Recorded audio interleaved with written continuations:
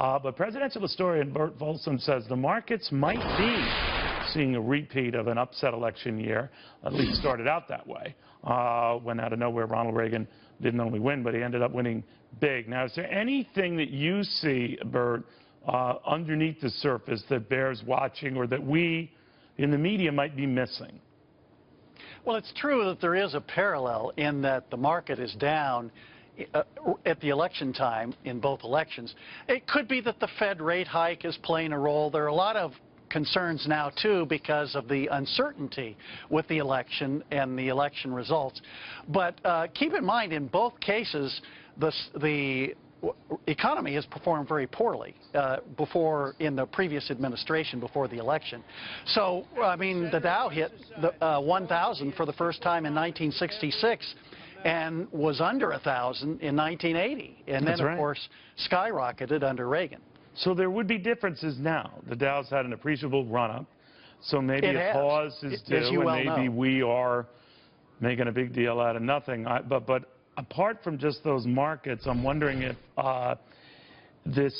these very close polls, the battle for the battleground states, the fact that the Democrats are devoting so much time in traditionally safe states, the Trump people come on here and immediately tell me, aha, they're nervous, they're worried.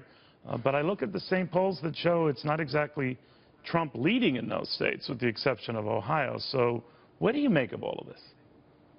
Well, Trump is doing much better than Romney in Michigan, of course Ohio, and also Pennsylvania, and that concerns the Democrats very much. The Democrats are not Trump winning Pennsylvania, though? Thank you very much. Yes. Really? Yes, I think he can. Okay. Because of the fracking concern, too, is one that an issue that works in Trump's favor. You know, when we get all this early voting, and I raised this with Chris Wallace, do you get a sense that it's heavily favoring, with the high turnout Hispanic vote in Florida, for example, Hillary Clinton? Now, we'll never know, but that's sort of like a consensus view.